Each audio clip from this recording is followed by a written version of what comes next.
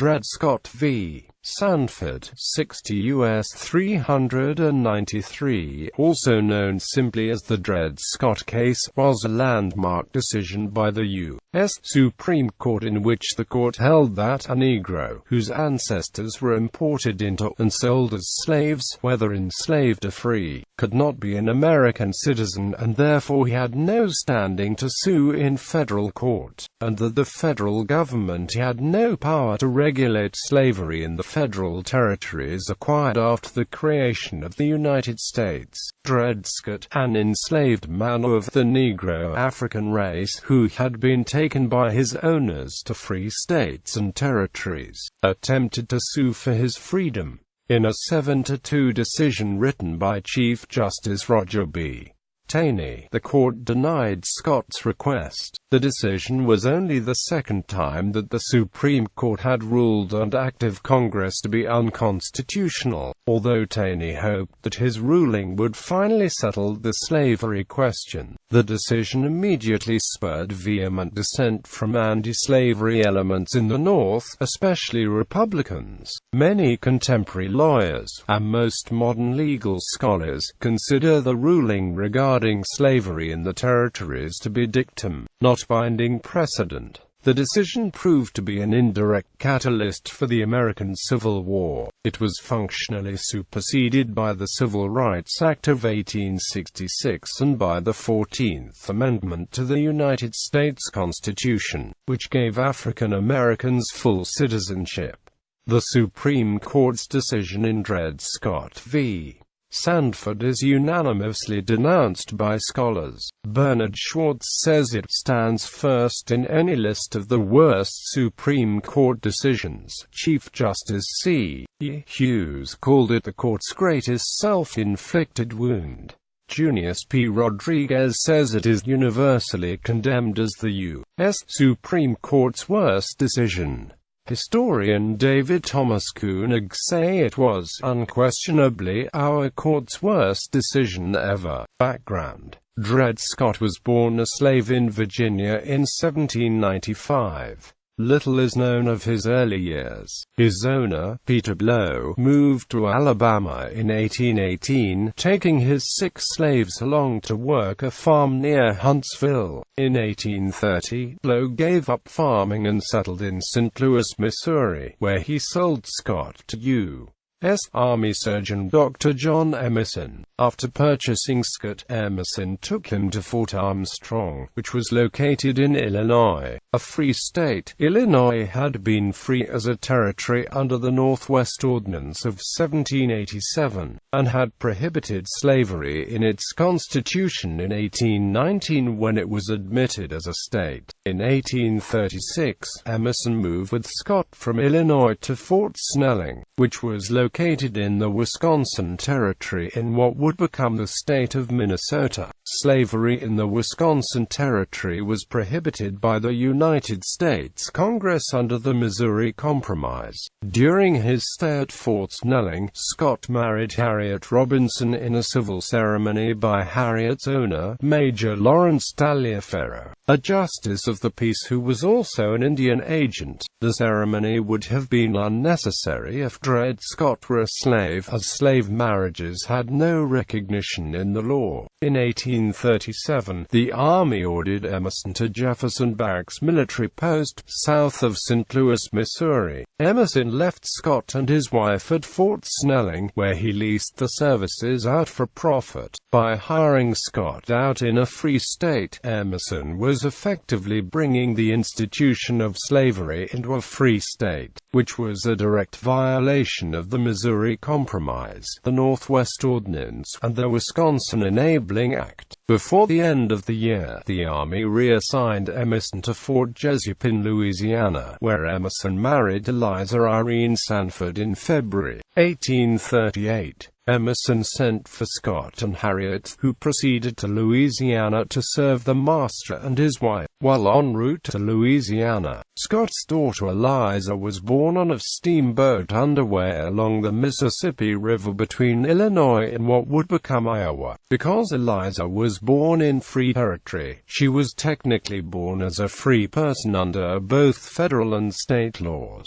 Upon entering Louisiana, the Scotts could have sued for their freedom, but did not. Finkelman suggests that in all likelihood, the Scotts would have been granted their freedom by a Louisiana court, as it had respected laws of free states that slaveholders forfeited the right to slaves if they brought them in for extended periods. This had been Louisiana state precedent for more than 20 years. Toward the end of 1838, the Army reassigned Emerson to Fort Snelling. By 1840, Emerson's wife Irene returned to St. Louis with the slaves, while Dr. Emerson served in the Seminole War. While in St. Louis, she hired them out. In 1842, Emerson left the Army. After he died in the Iowa Territory in 1843, his widow Irene inherited his estate, including the Scotts. For 3 years after John Emerson's death, she continued to lease out the Scotts as hired slaves. In 1846, Scott attempted to purchase his and his family's freedom, but Irene Emerson refused, prompting Scott to resort to legal recourse. Procedural history. First attempt. Having been unsuccessful in his attempt to purchase freedom for his family and himself, and with the help of abolitionist legal advisors, Scott sued Emerson for his freedom in a Missouri court in 1846. Scott received financial assistance for his case from the family of his previous owner, Peter Blow. Blow's daughter Charlotte was married to Joseph Charles, an officer at the Bank of Missouri. Charles signed the legal documents as security for Dred Scott and secured the services of the bank's attorney, Samuel Mansfield Bay, for the trial. Scott based his legal argument on precedents such as Somerset v. Stewart, Winnie v. Whitesides, and Rachel v. Walker, claiming his presence and residence in free territories required his emancipation. Scott's lawyers argued the same for Scott's wife, and further claimed that Eliza Scott's birth on a steamboat between a free state and a free territory had made her free upon birth. It was expected that the Scotts would win the freedom with relative ease, since Missouri courts had previously heard over 10 other cases in which they had freed slaves who had been taken into free territory. Furthermore, the case had been assigned to Judge Alexander Hamilton, who was known to be sympathetic to slave freedom suits. Scott was represented by 3 lawyers during the course of the case because it was over a year from the time of the original petition filing to the trial. His first lawyer was Francis B. Murdoch, who was replaced by Charles D. Drake. When Drake left St. Louis in 1847, Samuel M. Bay took over as Scott's lawyer. In June 1847, Scott lost his case due to a technicality. Scott had not proven that he was actually enslaved by Irene Emerson. At the trial, Grocer Samuel Russell had testified that he was leasing Scott from Irene Emerson, but on cross-examination he admitted that the leasing arrangements had actually been made by his wife, Adeline. Thus, Russell's testimony was ruled hearsay and the jury returned a verdict for Emerson. Scott v. Emerson. In December 1847, Judge Hamilton granted Scott a new trial. Emerson appealed this decision to the Supreme Court of Missouri, which affirmed the trial court's order in 1848. Due to a major fire, a cholera epidemic, and 2 continuances, the new trial did not begin until January 1850. While the case awaited trial, Scott and his family were placed in the custody of the St. Louis County Sheriff, who continued to lease out the services of Scott and his family. The proceeds were placed in escrow, to be paid to Scott's owner himself upon resolution of the case. In the 1850 trial, Scott was represented by Alexander P. Field and David N. Hall, both of whom had previously shared offices with Charles Edmund Labome, the brother of Peter Blow's daughter-in-law. The hearsay problem was surmounted by a deposition from Adeline Russell, stating that she had leased the Scotts from Emerson. The jury found in favor of Scott and his family. Unwilling to accept the loss of 4 slaves and a substantial escrow account, Emerson appealed to the Supreme Court of Missouri. Although by that point she had moved to Massachusetts and transferred ownership of Scott to her brother, John F.A.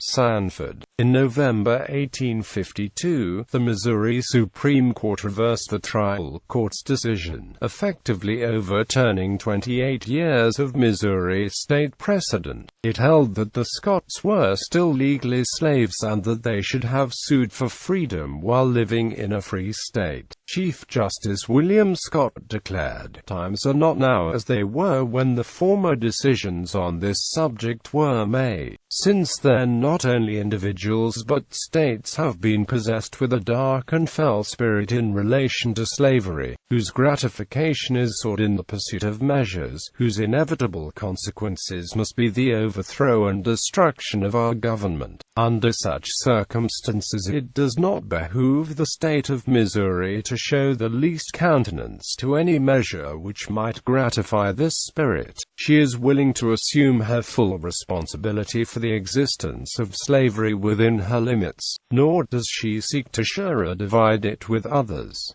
Scott v. Sandford. At this point, the case looked hopeless, and the Blow family decided that they could no longer pay for Scott's legal costs. Scott also lost both of his lawyers, as Alexander Field had moved to Louisiana and David Hall had died. The case was now undertaken pro bono by Roswell Field, whose office employed Dred Scott as a janitor. Field also discussed the case with Labome, who had taken over the lease on the Scotts in 1851. Following the Missouri Supreme Court decision, Judge Hamilton turned down a request by Emerson's lawyers to release the rent payments from escrow and to deliver the slaves into their owners' custody. In 1853, Dred Scott again sued his current owner, John Sanford, but now in federal court. Sanford had returned to New York, so the federal courts now had diversity jurisdiction under Article 3, Section 2 of the U.S. Constitution. In addition to the existing complaints, Scott also alleged that Sanford had assaulted his family and held them captive for 6 hours on January 1,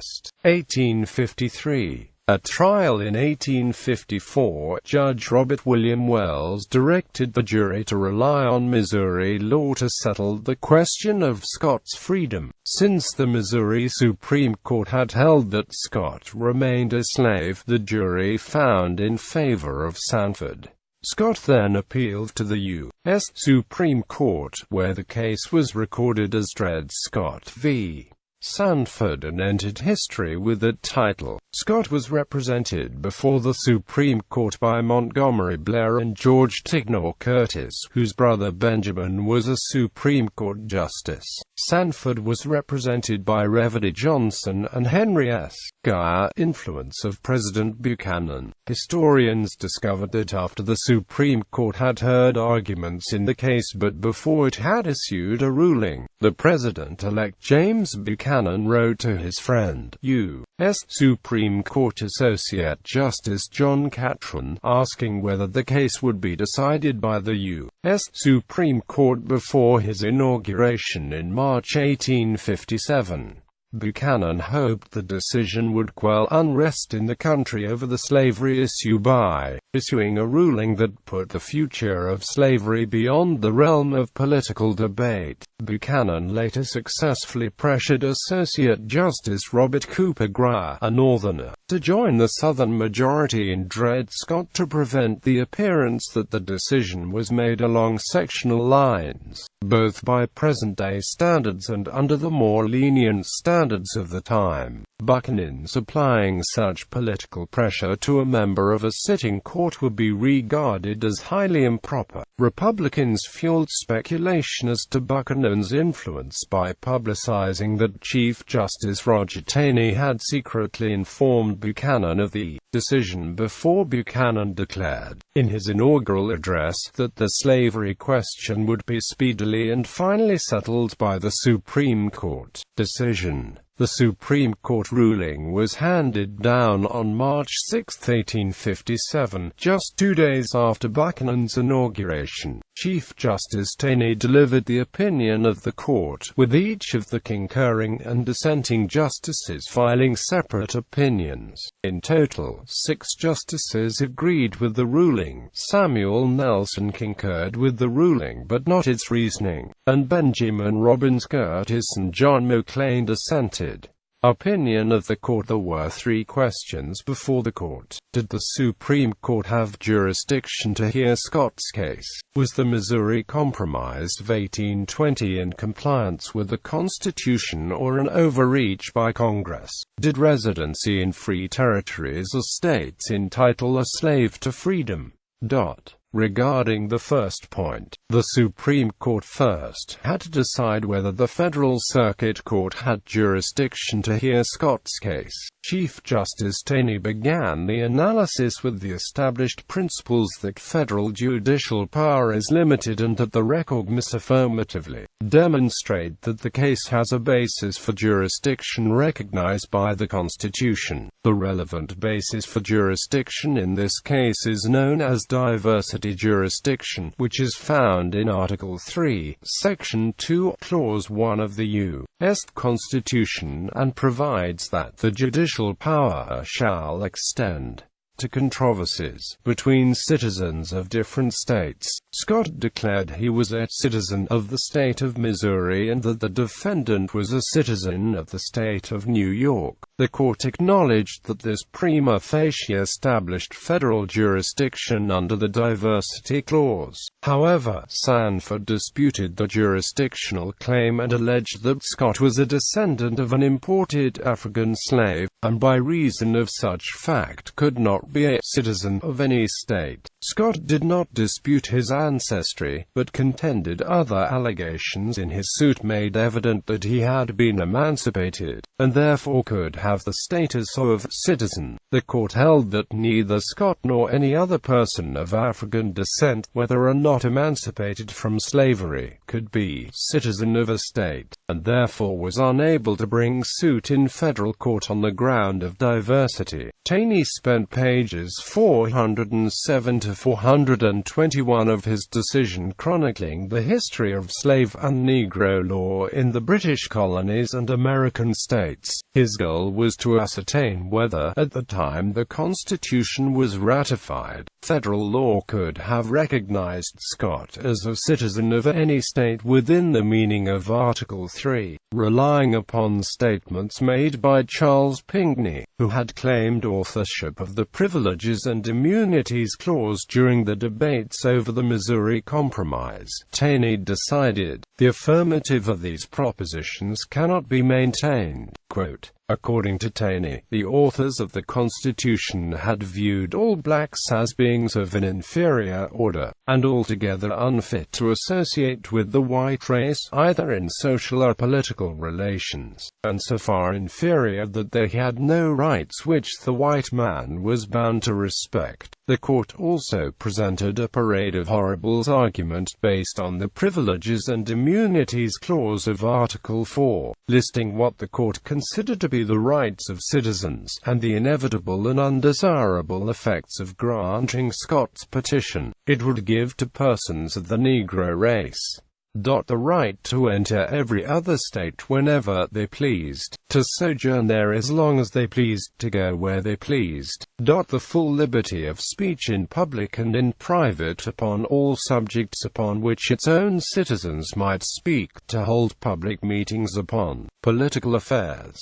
and to keep and carry arms wherever they went. If Scott had been a citizen according to Missouri law, then the question of whether the circuit court could have jurisdiction would still be an open one, because no state can, by any act or law of its own, passed since the adoption of the Constitution, introduce a new member into the political community created by the Constitution of the United States. Therefore, according to Taney's analysis, nothing in the nation's history or law suggests that Scott's peculiar situation would make him a citizen of the United States, eligible to sue in federal court. Despite the conclusion that the court lacked jurisdiction, however, it went on to decide the second question of the decision, the provisions of the Missouri Compromise declaring it to be free territory were beyond Congress's power to enact. The court rested its decision on the grounds that Congress's power to acquire territories and create governments within those territories was limited solely to the Northwest Territories, not Louisiana Territory, which was acquired well after the signing of the Constitution. Parrying the Constitution's Article 4, Section 3, Taney argued that the clause immediately following protected permanent states, those that eventually arose from temporary territories, from those very rules and regulations.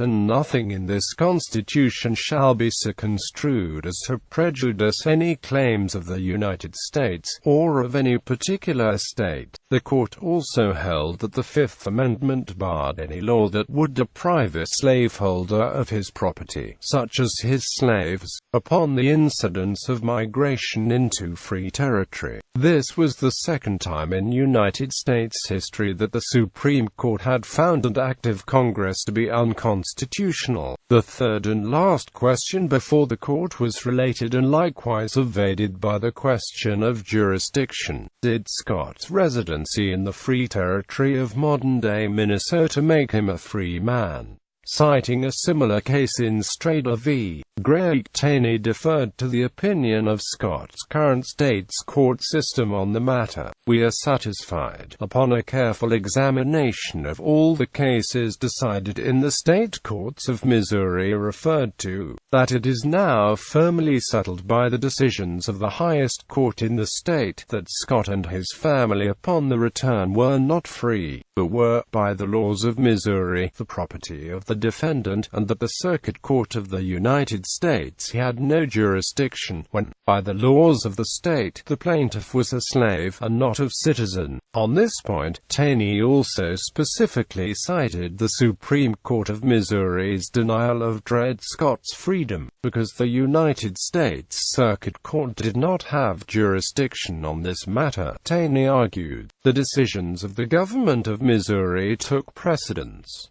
Scott could not be a free man. Concurrence by Justice Nelson. Technically, Nelson did not concur in the judgment of the Supreme Court. The formal judgment of that court was that the judgment for the defendant be reversed, and a mandate issued directing the suit to be dismissed for want of jurisdiction. 60 U.S. at 454, whereas Nelson would have affirmed the judgment of the Circuit Court. 60 U.S. at 469.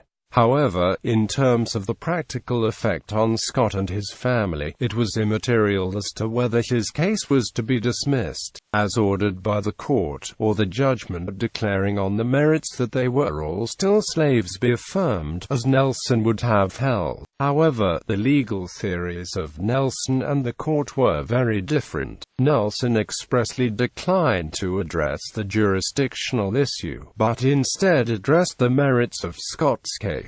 The Supreme Court, which addressed the merits in dictum, expressed the view that the federal statute which had prohibited slavery in the territory of Upper Louisiana was unconstitutional. Nelson found it unnecessary to reach this constitutional issue.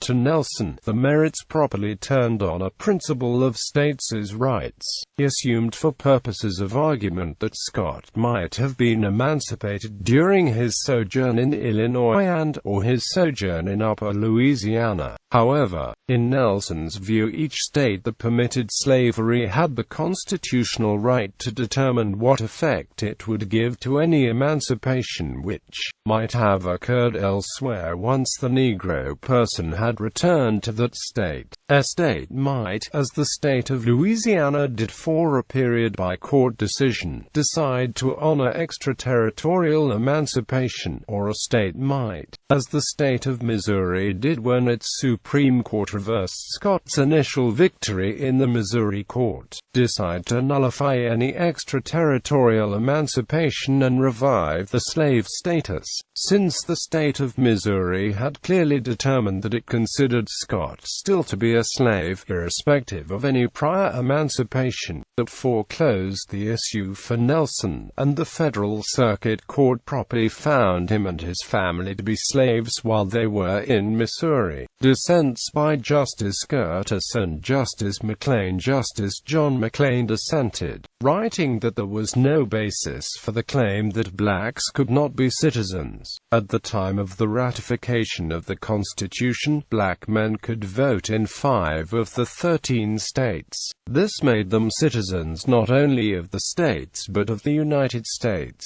Therefore, Justice McLean concluded that the argument that Scott was not a citizen was more a matter of taste than of law. In his dissent, Justice McLean cited as precedent Marie Louise v. Marrow, an 1835 case in which Louisiana Supreme Court Chief Justice George Matthews, Jr. ruled that, being free for one moment in France, it was not in the power of her former owner to reduce her again to slavery. Justice Benjamin Robbins Curtis, in dissent, attacked much of the court's decision as obiter dicta, on the ground that once the court determined that it did not have jurisdiction to hear Scott's case, it must simply dismiss the action, and not pass judgment on the merits of the claims. The dissents by Curtis and McLean also attacked the court's overturning of the Missouri Compromise on its merits, noting both that it was not necessarily to decide the question, and also that none of the authors of the Constitution had ever objected on constitutional grounds to the United States Congress adoption of the anti-slavery provisions of the Northwest Ordinance passed by the Continental Congress, or the subsequent acts that barred slavery north of 36° 30 N.